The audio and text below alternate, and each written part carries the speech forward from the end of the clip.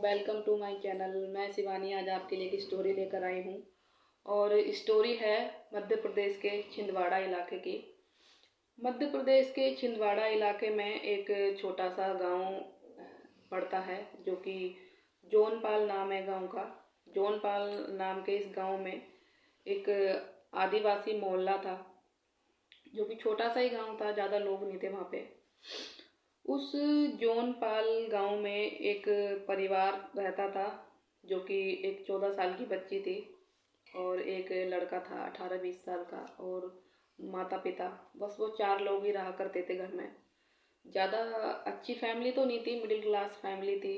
भाई ऐसे ही private company में महीने के 10-15 हज़ार रुपये की कंपनी में जॉब करता था। और ये स्टोरी 2014 की है। 2014 13 जून को ये परिवार अपनी बेटी की गुमशुदगी की रिपोर्ट लिखवाते हैं। गुमशुदगी की रिपोर्ट लिखवाने के बाद लगभग इस बात को 7 साल बीत जाते हैं, कोई ध्यान नहीं देता और इस केस के फाइलें बंद हो जाती हैं। किसी को कुछ नहीं पता रहता, सब भूल जाते हैं और पुलिस भी ज़्यादा ध्यान नहीं देती क्योंकि वो देखते हैं थोड़ा बहुत, बस मिलती नहीं लड़की। तो चलिए आगे बढ़ते हैं, कहानी को एक नए रुख की तरफ मोड़ते हैं। और ये कहानी कुछ ऐसी है जो कि मध्य प्रदेश में एक मुस्कान नाम की एक वो चली थी जो कि जितनी भी पुरानी लड़कियां जो किडनैप हुई हैं और जिनका नहीं पता चला, हम उनका पता लगाएंगे। एक उन्होंने अपनी टीम बनाई थी मुस्कान के नाम से।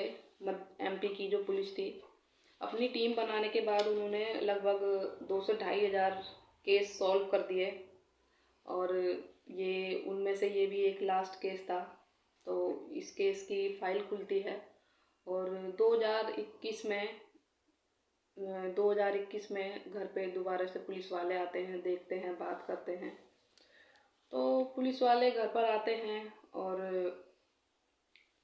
मम्मी और पापा से पूछते हैं कि क्या हुआ, आपकी बेटी का अपहरण हुआ था जो आपने रिपोर्ट लिखवाई थी।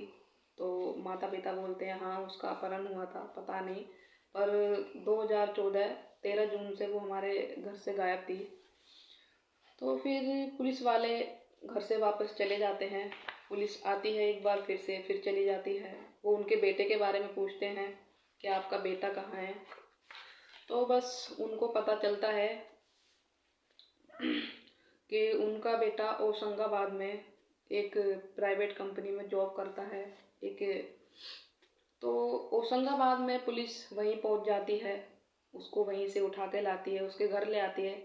रात के लगभग 11 बजे उसको उसके घर ले आते हैं और रात को 11 बजे ही एक घर से थोड़ा सा दूर एक आम का पेड़ था, उसके नीचे खुदाई करवाना स्टार्ट कर देते हैं। खुदाई करवाने के बाद उनको लगभग वहाँ से कुछ हड्डियाँ मिलती हैं और हड्डियाँ मिलने के बाद वो उनको उठा लेते हैं हड्डियों को और फोरेंसिक लैब में भिजवा देते हैं। तो हड्डियों को भिजवाने के बाद वो लड़की के मम्मी और पापा से बात करते हैं, बोलते हैं कि अब बताओ, हमें सारी बात बताओ, आपके बेटे ने तो बता दिया, आप भी बताओ। तो वो अपना जुर्म कबूल कर लेते हैं कि हाँ हमने किया है ऐसे। वो 13 तारीख को रात को घर पे लेट आई थी, जो कि लड़की थी 14 साल की कंचन, उसका अफेयर था पड़ोस के एक लड़के से। तो वो उसका मिलना जुलना उससे पसंद नहीं करते थे, वो उसको मना करते थे लेकिन वो नहीं मानती थी। थोड़ी कच्ची उम्र थी, थोड़ी नादान थी, तो समझती भी नहीं थी बात को, तो इसीलिए बस वो सुनती नहीं थी उनकी बात को।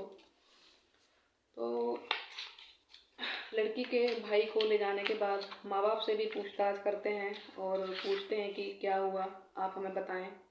आप अगर नहीं बताएंगे तो हम कुछ जोर ज़बरदस्ती करेंगे, तो शायद आप बताएं, इसीलिए आप आराम से बता दीजिए, ज़िंदगी ख़राब हो जाएगी, लंबे टाइम तक जेल में रहोगे।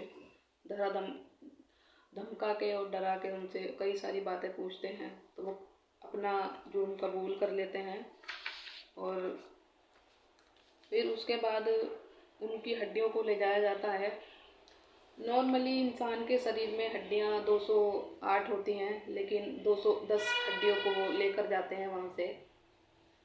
तो 210 हड्डियां उनको मिलती हैं, वो लेकर जाते हैं, लैब में भिजवाते हैं। और लगभग इन बातों को 2 साल बीत जाते हैं। 2023 में आके अब 5 मार्च को और 6 मार्च को केस की सुनवाई होती है। और फिर उसके बाद क्योंकि कंचन का जो भाई था वो अपना जुर्म कबूल करते हुए बोलता है कि जो भी मैंने किया है, मैंने उसकी डंडे से पिटाई करी थी और मेरा डंडा उसके सर पे लग गया, इसीलिए उसकी मौत हो गई और हमने उस पेड़ के नीचे उसको दबा दिया। तो आदिवासी में एक चीज़ और है, आदिवासी जो कल्चर है वहाँ पे, कि वो अपने लोगों को जलाते नहीं है, दफनाते हैं। और वो भी ज़्यादा दूर नहीं, अपने घर के आसपास ही वो दफनाते हैं, घर से थोड़ा सा अलग, जो कि एक दूसरा एक खाली ग्राउंड है, उसमें उनको दफना लेते हैं, क्योंकि उनके यहाँ जलाने का रिवाज नहीं है। तो इसी वजह से तो उसको, लड़के को कोर्ट में ले जाया जाता है, उसके पिता को ले जाया जाता है, पिता को जमानत पे छोड़ दिया जाता है। और फिर लड़का कुछ टाइम तक जेल में रहता है, लगभग 1 से 1.5 साल तक। तो अभी पिछले ही हफ्ते की बात है, तो 2 दिन के बाद जब उसको, लड़के को 1.5 साल की सज़ा हो जाती है, 1.5-2 साल की, तो 2 दिन के बाद एक लड़की उनके घर पहुंच जाती है, एक महिला, जो कि पूरे 9 साल बाद अगर वो घर पहुंच रही थी, तो उसको पहचान भी नहीं पाए, मम्मी भी नहीं पहचान पाई, आस पड़ोस वाले सब चौंक रहे थे कि ये कौन है। तो रो के और अपनी माँ के गोद में सर रख के रोने लग जाती है, कस के उनको पकड़ लेती है, बोलती है मम्मी। उसकी मम्मी खुद चौंक जाती है, बोलती है कि ये मेरी बेटी कैसे हो सकती है, जबकि उसका नाम लगाया जा रहा है कि ये उसकी डेड बॉडी मिली है और उसकी लाश, हड्डियाँ मिली हैं। तो फिर उसके बाद काफ़ी परेशान होने के बाद वो उससे आराम से पूछती है और वो लड़की बताती है कि जो कि ये जिस केस में जो ये सज़ा मेरे भाई को हुई है, मैं तो जिंदा हूँ, इस सज़ा का तो कोई मतलब नहीं है। तो वो लड़की फटाफट अपने मम्मी और पापा और अपने दोनों बच्चों को लेके कोर्ट में जाती है। कोर्ट में जाने के बाद पुलिस स्टेशन पहुंचती है। पुलिस वाले उस लड़की से बात करते हैं और पूछते हैं कि क्या हुआ, आप कौन हो, आपका क्या रिश्ता है इनके साथ।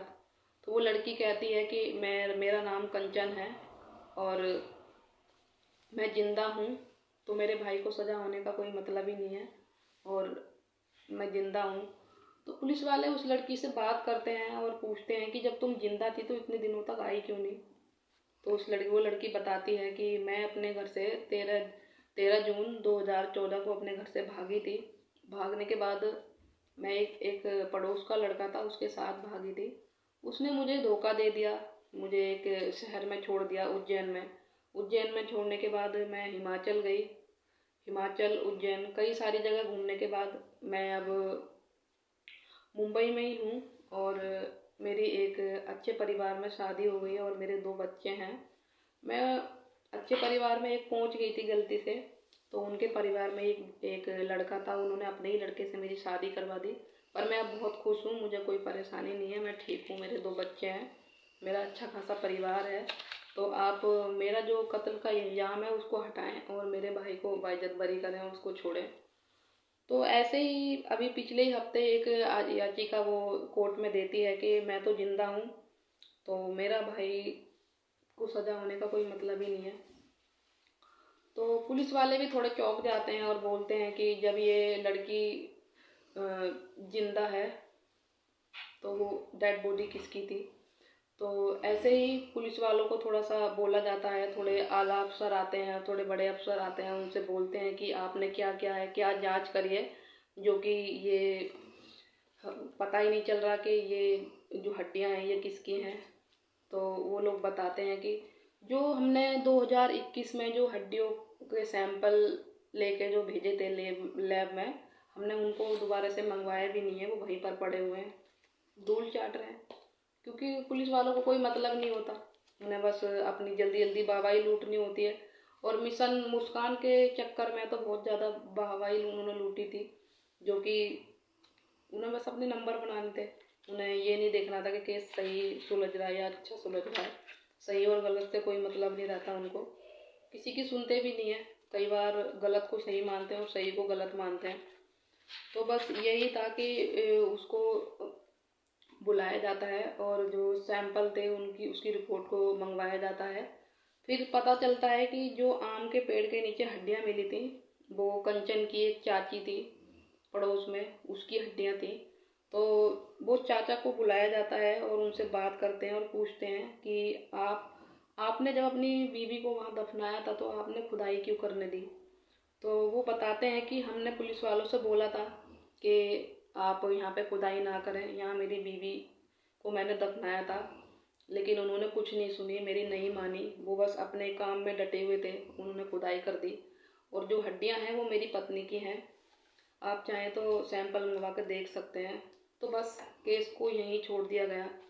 और जो उसका कंचन का भाई है, अभी बाइज्जत बरी नहीं हुआ, अगर होगा तो पता चलेगा बाद में, लेकिन अभी वो जेल में ही है। तो बस इस कहानी का एंड यहीं तक था। चलिए अब हम आपको आपसे विदा लेते हैं और मिलते हैं एक नई स्टोरी में। तो लाइक करें, कमेंट करें, सब्सक्राइब करें। अगर ये कहानी अच्छी लगी हो तो एक लाइक ज़रूर करें। Bye bye.